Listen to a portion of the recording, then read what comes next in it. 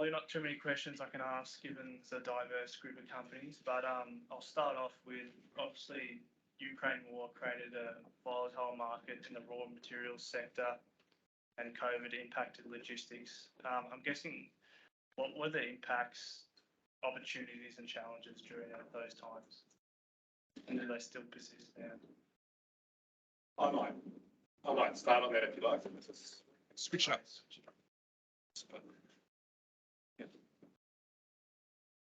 Look, GrainCorp operates a business in the Ukraine. We have 15 Ukrainian nationals working with our business there.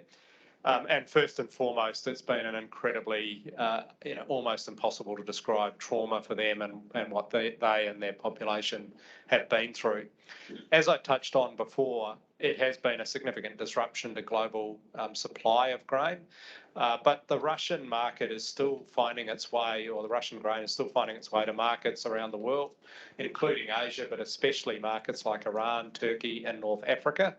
And the UN-sponsored grain corridor has seen reasonably significant amounts of grain move out of the Black Sea. I think what it has highlighted, if anything, is supply and demand is always reasonably well balanced around the world. And if anything, we've seen volatility in prices. Prices have come back significantly as the world sort of normalised, sadly, what's going on in the Black Sea. So I think where we're at now is that there's plenty of demand underlying. There's enough supply to meet that demand. And disruptions like the Black Sea create volatility in pricing rather than fundamental change would be the way I'd describe it. Ben, I don't know whether you ever... Yeah, look, I would only really agree. I wouldn't have a lot to add, Max. So we've got businesses in Ukraine as well, and people in Russia, and obviously with our production and businesses in Latin America, EMEA, North America, there's that global footprint and supply-demand dynamic that happens. And indeed in our own region with some of the geopolitical situation, you see that volatility in markets, market access, change in market access, and we're seeing some of that recently in regard to, say, commodities like barley into China. So that's an opportunity for a company that's got a global footprint and is also used to those agricultural market volatility and managing that risk like GrainCorp does. But that's notwithstanding or taking away in any way, of course, from the situation in Ukraine and Russia and what's being faced there. And just seeing on some of the insight and some of the communication, the impact on the people there is just unfathomable. So that's all I'd add to that, Max. Yeah, the only other additional comment that I would make is given the significant disruption to the population and the infrastructure in Ukraine, is even when hostilities end, and I'm not sure anyone's in a position to predict when that might be, we would expect the disruption to the global supply out of that market to continue for several years beyond that, given just the huge rebuild task that's required in that market.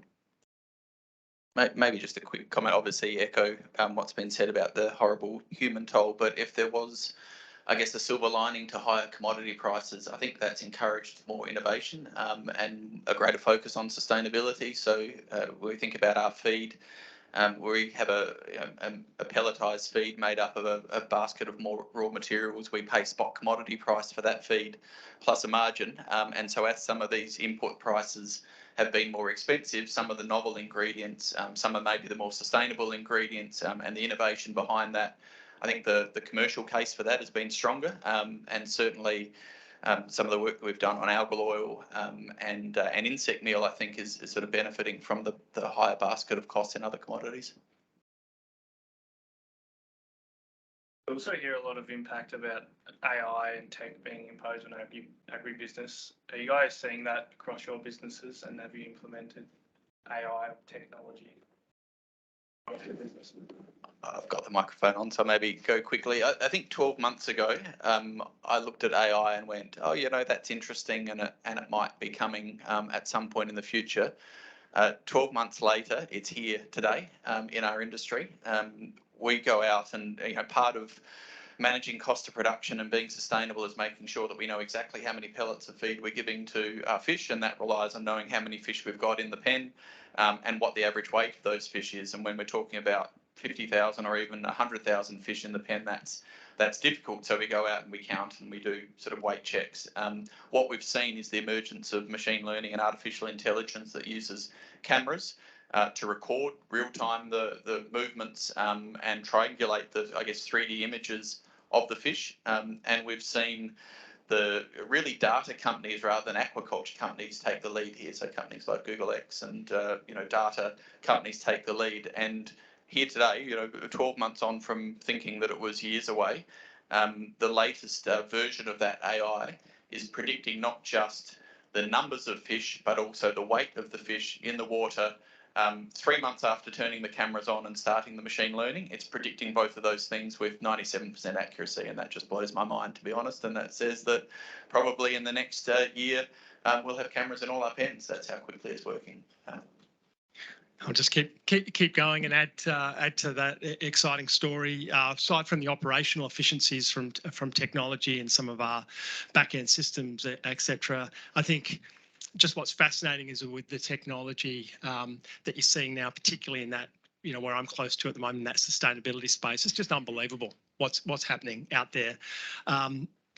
And we went from masks on livestock in terms of methane to now trialing facial recognition technology on livestock in terms of then feed and feed mix in terms of what the animal needs and when they need it. And the stories go on and on and on, which is really exciting for the sector in terms of not just sustainability, but the economic profitability and productivity of the sector going forward.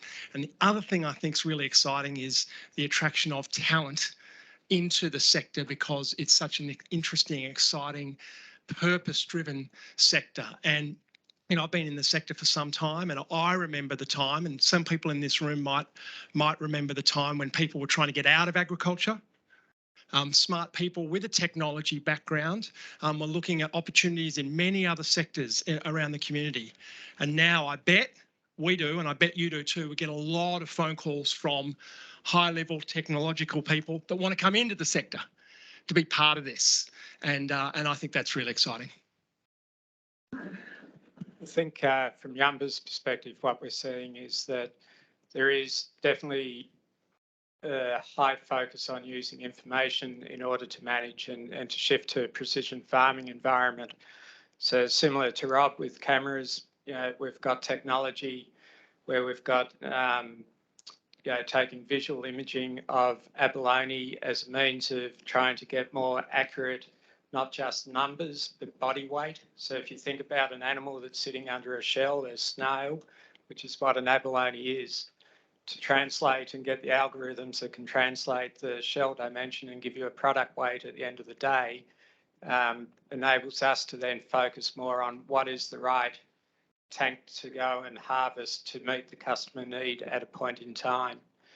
And I think similar to Ben, there's some great innovation going on in the industry, whether it's through the Blue Economy CRC and some of the work that they've been doing with the sector, whether it's some of the educational institutions.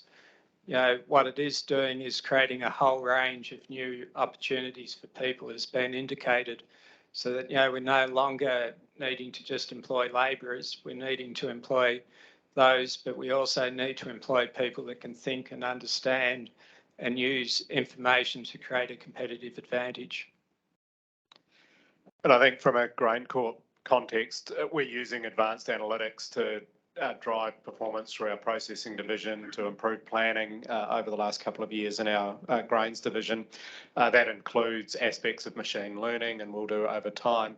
So I think the definition of AI is a critical one here. There's been so much conversation this year about ChatGPT, and that comes down to risk management within a business as well. It's a tool that arguably we're already using, whether it be in predictive text on emails or more fully. So, and I think it's a tool that absolutely will benefit business and the sector and the sorts of things we're talking about, but also the risk of that needs to be managed carefully as well.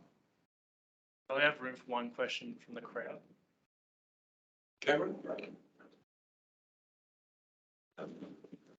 A comment, then a question, if I might. So the comment is the use of intelligence artificial or otherwise, will bring the production system to the limit of what it can do biophysically. I think the challenge is how do we extend the biophysical limits of the production system to meet all these new fuel and materials and indeed continue to feed the ever-growing population of the planet. So I think the AI conversation is a really useful and important one around productivity, but there is still a fundamental question about how we squeeze more out of the planet to get more biogenic carbon to meet industrial needs as well as feed the planet. That's the comment. The question I had was actually for the aquaculture guys, which is just to pick up the question about biosecurity earlier. The question earlier was about terrestrial biosecurity. Just interested in how you're handling the aqueous biosecurity challenges in your businesses, because it's a bit of a different conversation in some respects compared to the terrestrial side. Yeah, if I'll start, Rob, and then you can add on more from the marine environment. Look, biosecurity is a fundamental part of the way that we have to do business. You know, as in all farming, the risk of disease coming onto your farm is something that you need to manage, and we've been very fortunate. You know, we've had disease incidents with abalone farming in the past, but working closely with government and the veterinary officers at a state level, we've put in place the right protocols, and every farm is now audited to an agreed standard around its biosecurity practices. I think, yeah, from my perspective, we often talk about biosecurity as a defensive strategy. How do we keep disease out? I think if we can get biosecurity right, and we actually know and have a controlled environment, we can turn it into an offensive strategy by being able to, you know, have clear translocation protocols, which then means we can establish centres of excellence rather than having to duplicate resources and capital at each location. So, you know, from a company perspective and a broad industry perspective, there's a lot that is happening in the biosecurity space. I think we've got a lot of the foundations right because we've learned some hard lessons in prawn farming and other sectors. And as such, you know, we now need to take it to the next level and create that competitive advantage. Just picking up on your first point, you know, yes, there's the productivity gain from AI, and how do we then turn that into productive capacity, I guess, without having that footprint. I think that's where things like the multi-trophic aquaculture comes in. You know, Robert talked about asparagopsis. You know, if we can truly be net nutrient zero, net carbon zero through that multi-trophic farming seaweed or algae alongside our fish and find those relationships that do that, I think that's the great opportunity in terms of capacity. On biosecurity, yes, obviously agree with what Dave said. You know, I guess the view for us comes down to sort of values and how we farm as well. You know, we never want to be painted into a corner and only be able to farm in a certain place. Having that excess capacity over and above what we'd like to produce is really important. It gives us mobility. You know, having the ability to move fish around if there's an issue in one place to move them to another. And then I think it also then comes down to, you know, having the relationship with the regulator, with the watchdog in South Australia where we farm to say, well, you know, what is the right place to farm? Where are those risks minimised in terms of location and practice, and building our business model, building our infrastructure around that as well, because you know, those risks are there, and you know, it tends to be in the, you know, the risk is higher in the places where, you know, the environmental impact of farming is higher as well, and so moving to those you know, those you know, sort of higher energy locations where the environmental impact is less also means that the biosecurity risk is less as well. I think that's all we have time for, but thank you for the presenters. We now have lunch, so food should be served out there. Thank you. Thank you.